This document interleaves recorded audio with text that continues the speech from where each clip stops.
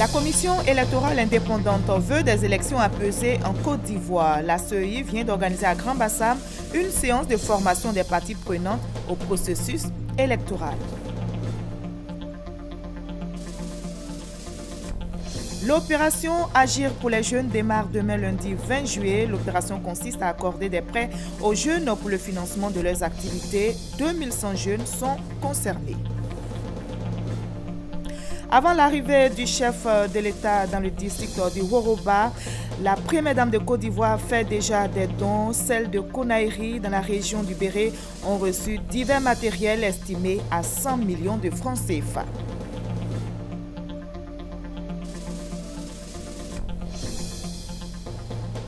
Demain lundi s'ouvre le procès d'Hissène Habré. L'ex-président cadien sera jugé pour crimes de guerre et des crimes de torture à l'encontre de 40 000 personnes entre 1982 et 1990.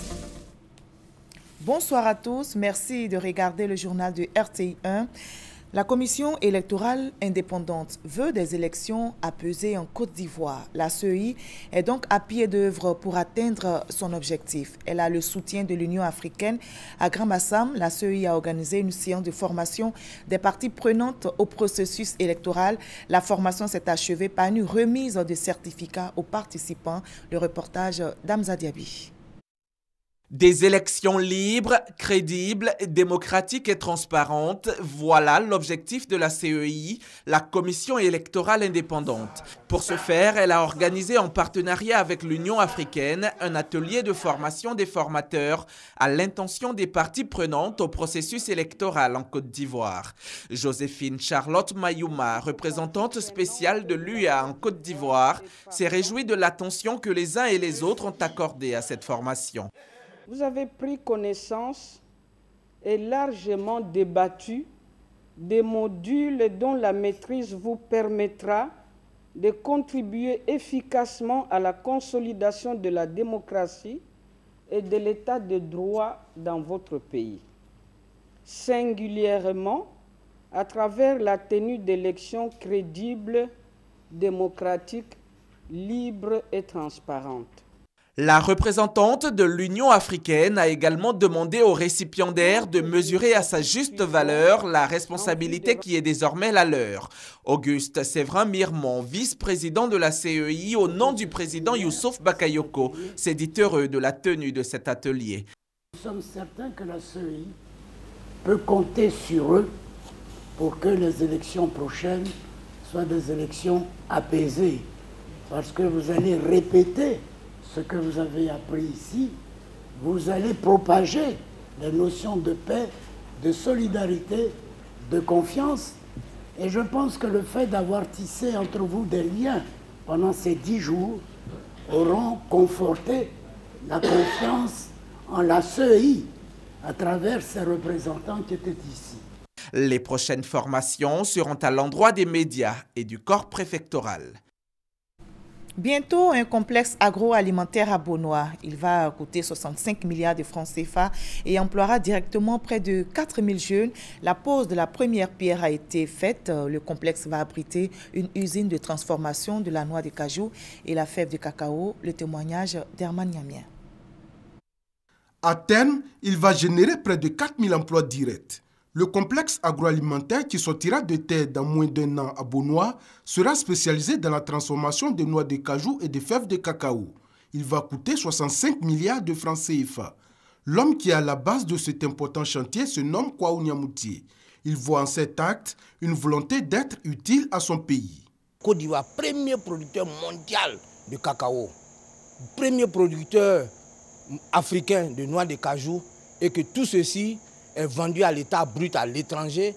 C'est une honte pour nous, les jeunes Ivoiriens, qui grâce à l'effort de nos parents, que grâce à l'effort de l'État, nous avons été faire de grandes études. Nous sommes venus, on s'est lancé dans les affaires. Dieu merci, ça va. Notre contribution, c'est d'aider les hommes politiques à transformer les matières premières de nos pays. Un projet mûri et financé par un Ivoirien. Un cas d'école, avoue Jeannot Kouadou Aoussou, représentant le chef de l'État.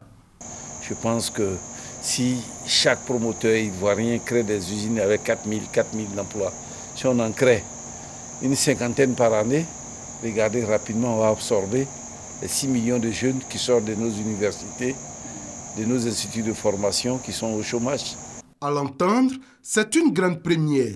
10% du capital social du complexe agroalimentaire seront reversés aux planteurs, a déclaré Kwaou Niamouti.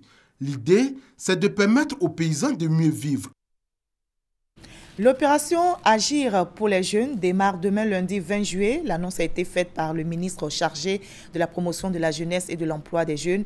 Agir pour les jeunes consiste à accorder des prêts aux jeunes pour le financement de leurs activités. 2100 jeunes, dont l'âge est compris entre 15 et 35 ans, sont concernés par cette opération, nous explique Hamza Diaby. Agir pour les jeunes. Cette opération qui consiste à accorder aux jeunes des prêts pour le financement d'activités génératrices de revenus entre dans sa phase active dès ce lundi 20 juillet. Sidi Touré, le ministre chargé de la promotion de la jeunesse et de l'emploi jeune, initiateur de l'opération, l'a annoncé ce week-end. L'opération Agir pour les jeunes entend mettre en activité 2100 jeunes dans 10 régions de Côte d'Ivoire. En plus de ces régions, d'autres régions du pays seront touchées par l'opération qui s'inspire des mécanismes éprouvés et expérimentés avec succès en Côte d'Ivoire par le FAFSI, le Fonds d'appui aux femmes de Côte d'Ivoire.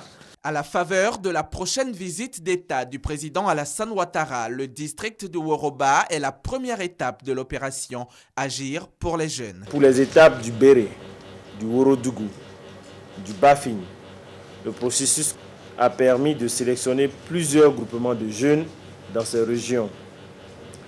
Environ 545 projets individuels ou en groupement portés par des jeunes promoteurs seront réalisés. Selon le ministre, les prêts accordés aux jeunes seront de l'ordre de 100 à 700 000 francs CFA à travers un processus intégré qui comprend notamment l'information des populations locales, l'enregistrement des candidats, la sélection des bénéficiaires, la formation des jeunes, la mise en place du crédit, l'encadrement pour la mise en activité et le remboursement. L'opération Agir pour les jeunes concerne les jeunes de 15 à 35 ans avec un élargissement aux personnes de 40 ans. Elle est l'aboutissement de la signature de convention entre l'agence Emploi Jeunes et 2 institutions bancaires de la place. Le FICA, Fonds interprofessionnel pour la recherche et le conseil agricole, vient d'initier un projet pilote qui consiste à utiliser de la farine locale en boulangerie et en pâtisserie. La question a été abordée par l'invité de Delphine Glad dans le magazine de dimanche de ce 13h. Écoutons juste un extrait de l'intervention du directeur du département culture annuelle et ressources animales du FICA. Le pain composé répond aux besoins de valorisation des cultures alimentaires.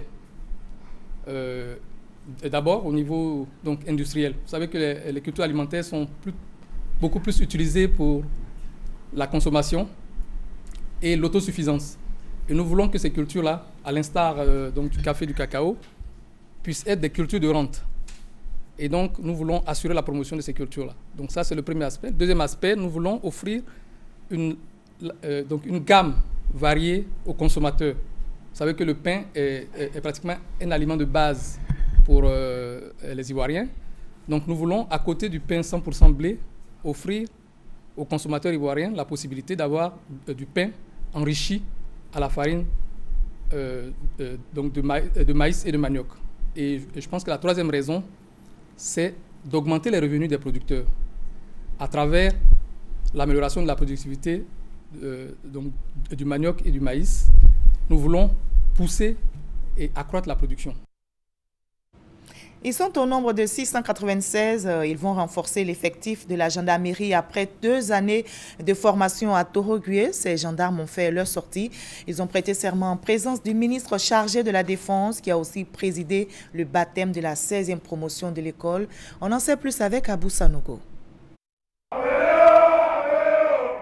696 soldats de la loi prêtent le serment d'allégeance de l'État de Côte d'Ivoire en présence du ministre chargé de la Défense, Paul Kofi Kofi.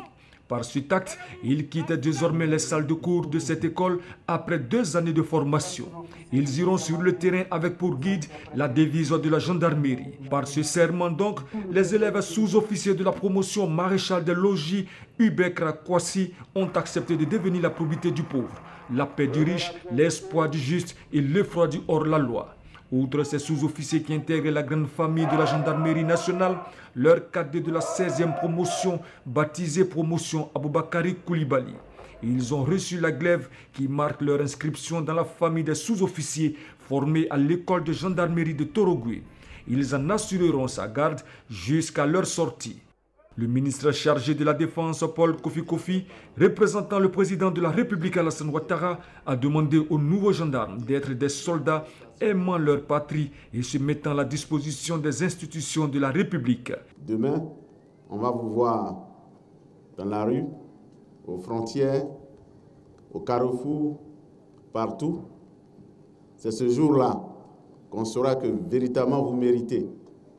Parce qu'à l'école, dans les 4 murs, sous les instructions du commandant Sona, vous êtes toujours à jour, discipliné. Mais quand on sort, les serments qu'on a prêtés sont rangés dans les tiroirs. On ne veut pas de ces gendarmes. La nation doit s'appuyer sur des hommes compétents qui, au péril de leur vie, assurent la sécurité au quotidien des populations et des biens. Paul Kofi a annoncé l'entrée de la gente féminine à l'école de gendarmerie de Torogwe dès la rentrée prochaine. Le concours actuel qui se déroule comprend des candidates jeunes filles. Elles arriveront ici. Je vous invite, quand elles y seront, à leur accorder un accueil digne de ce nom. Un accueil empreint de respect pour que la volonté du président de la République soit une réalité. Des exercices de remontage d'armes, d'obstacles mettant aux prises les 2 promotions et un défilé des troupes aux ordres du chef d'escadron, commandant second de l'école de gendarmerie de Torogwe et un chant de revoix de la promotion sortante ont meublé cette double cérémonie de prestation de serment et de baptême de promotion. Et on en arrive à l'un des titres de cette édition. C'est le 22 juillet prochain que débute la visite d'État du président de la République dans le district du Woroba. Avant l'arrivée du chef de l'État, les populations reçoivent déjà des dons de la part de la première dame, Dominique Ouattara. Les populations de Kounaïri, dans la région du Béré, ont reçu de nombreux dons estimés à 100 millions de francs CFA. Le reportage de Thomas Kessambi. Tiba Bomisso, chef de terre de Kounaïri, peut invoquer plus que d'ordinaire les mânes de ses ancêtres. Il est témoin d'une histoire qui vient à grands pas. Le département de Kounaïri va amorcer son essor en ayant du prix aux yeux de la première dame de Côte d'Ivoire, Dominique Ouattara. Avant l'arrivée de son époux, le président Alassane Ouattara. Pour les Ouans, les Mounans et tous ceux qui habitent cette contrée de Kounaïri, la première dame fait parler son cœur. Ce sont des dons divers et multiples qui concernent plusieurs domaines. Il y a le domaine agricole. Il y a aussi celles qui font le commerce. C'est pour vous dire, chers sœurs, que Mme Dominique Ouattara pense à toutes les femmes. Aucune femme n'est exclue. Les dons les plus impressionnants également sont ceux des centres de santé. La santé. Au nom de ce domaine primordial qui reçoit ainsi beaucoup, il y a de quoi dire merci à Dominique Ouattara. Avec l'ambulance que Madame la Première Dame vient de nous donner, nous pensons que nous pourrons répondre véritablement aux désirs de la population, de la brave population de Kounaïri. Les tables d'accouchement que Madame la Première Dame vient de nous donner va renforcer effectivement le système sanitaire en ce qui concerne la santé de la reproduction et nous espérons que cela donnera un très bon résultat pour le bonheur de la population. Célestin Womblignon, préfet du département, est le plus heureux dans ce qui donnera un nouveau visage au département qu'il a l'honneur d'administrer. Le département de Kounaïri est fier du groupe présidentiel. Fier parce que hier ou avant-hier, venant de Mankono, j'ai fait un tour ici. Comme un gamin à la Noël, je me suis écrié tout ça pour nous. Plus de 100 millions de francs CFA, c'est le montant net don fait par la première dame au département de Kounaïri.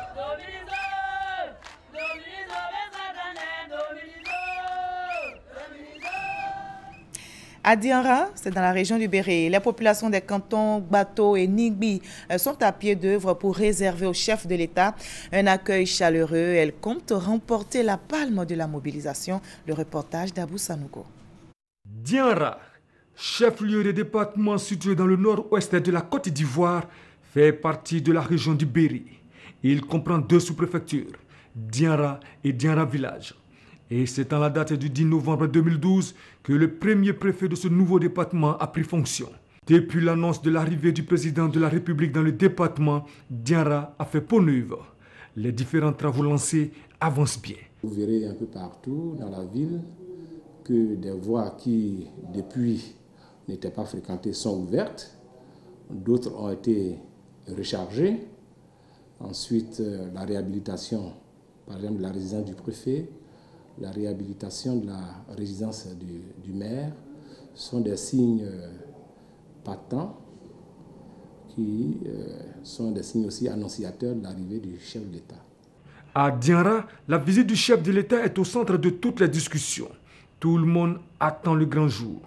Les cantons Bato et Nigbi n'ont qu'un seul objectif, battre le record de la mobilisation. On a dit de sortir massivement pour accueillir le président de la République.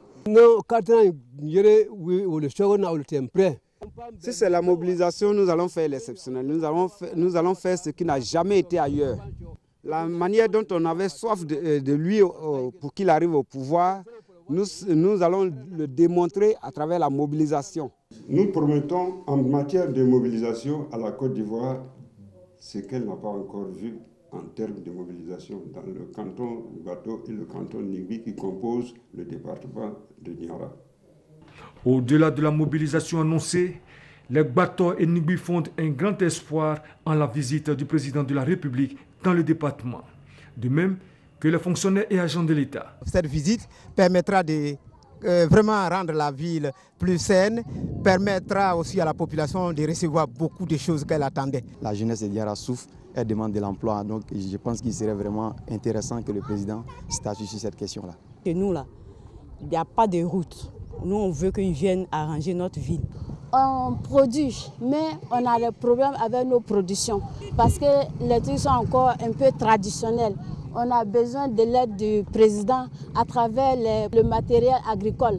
Propos soutenus par le préfet Bablaise. Selon lui, cette visite va donner un nouvel essor à la ville. La dernière visite d'un chef d'État en fonction dans la région remonte à 1974. Et rappelons que le président de la République se rend visite d'État du 22 au 26 juillet prochain dans le district du Woroba. Le chef de l'État visitera les populations du Bafing, du Worodougou et du Béré. Les responsables du RHDP remobilisent les militants de la commune du Plateau. Le député RDR Zoumana Bakayoko et certains cadres du PDCI, tous membres de la coordination, ont échangé avec la base. Ils appellent les militants à travailler pour la victoire du candidat du RHDP à la prochaine présidentielle. La coordination RHDP du Plateau veut jouer sa partition dans le succès des batailles futures. Ses membres initient à cet effet des rencontres au fin d'appeler les militants à la cohésion.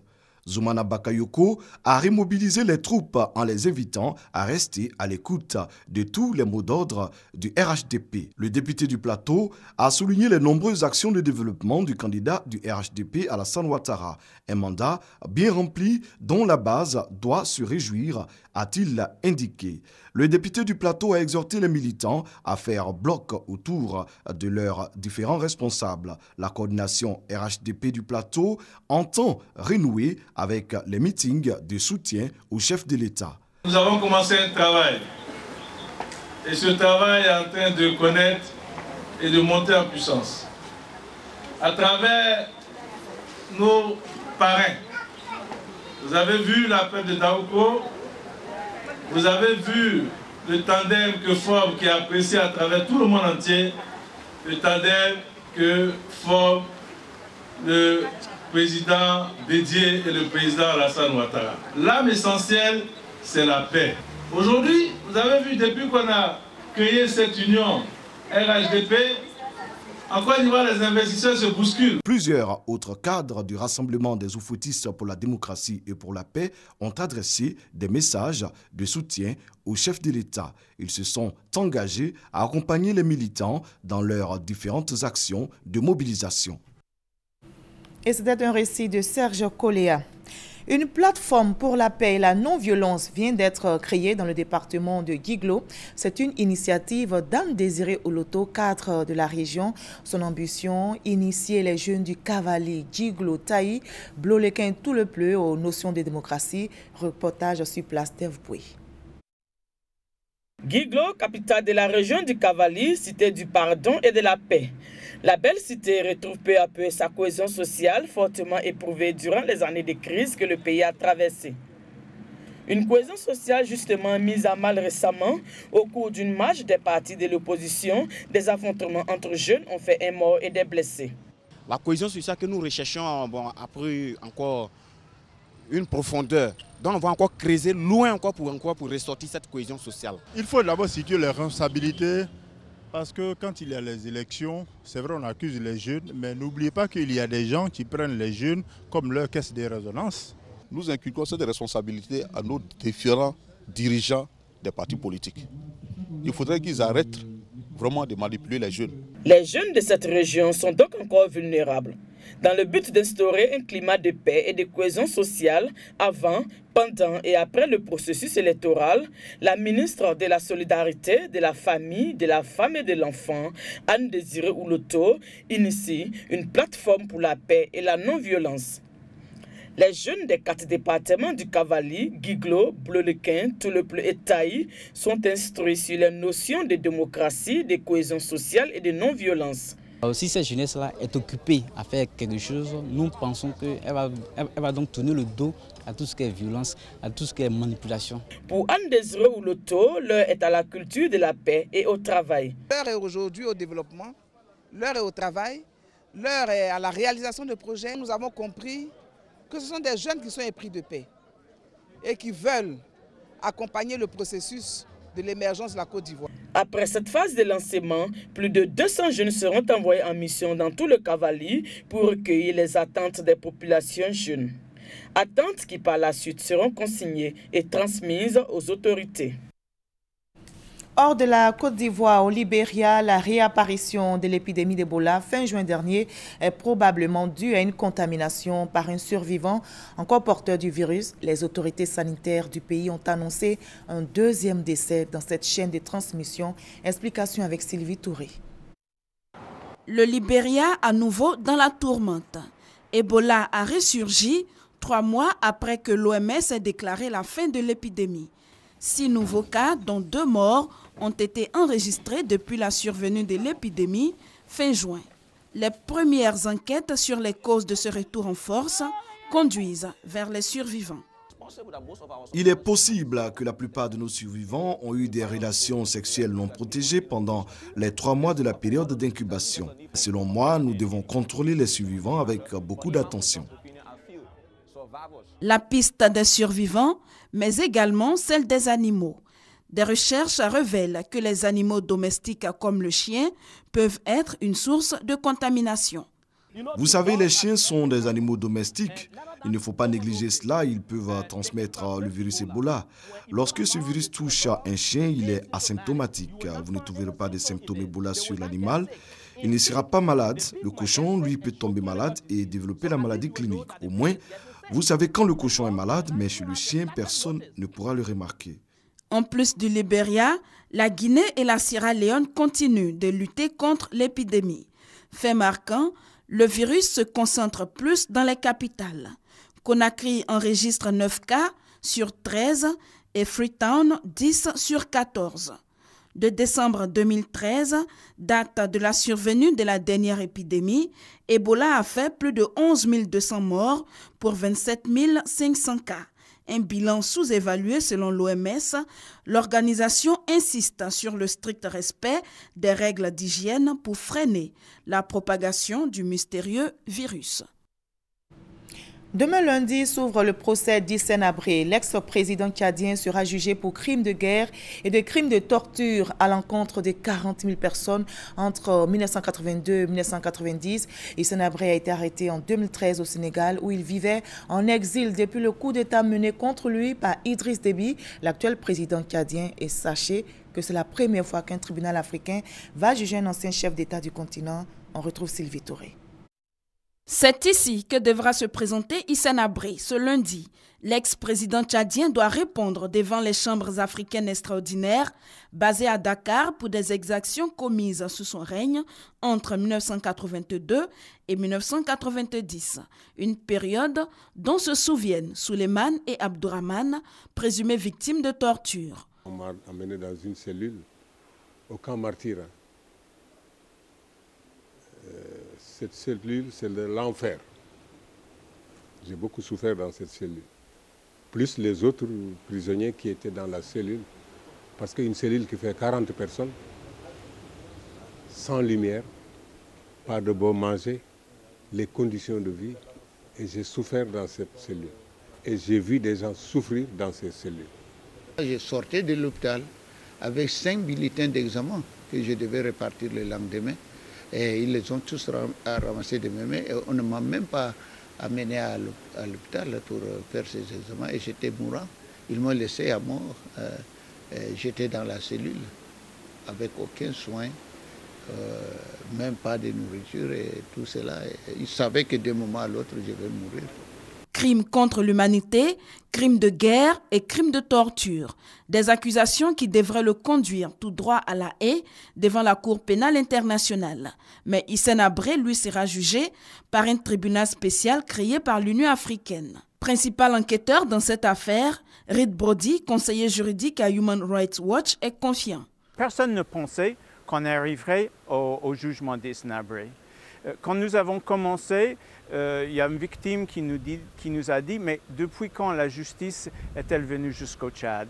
Je pense que la justice vient aujourd'hui au Tchad, au Sénégal et en Afrique.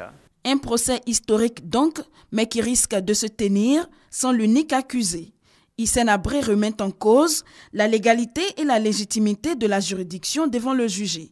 Il a décidé de renoncer à participer à ce procès, a annoncé l'un de ses avocats. 100 témoins seront entendus.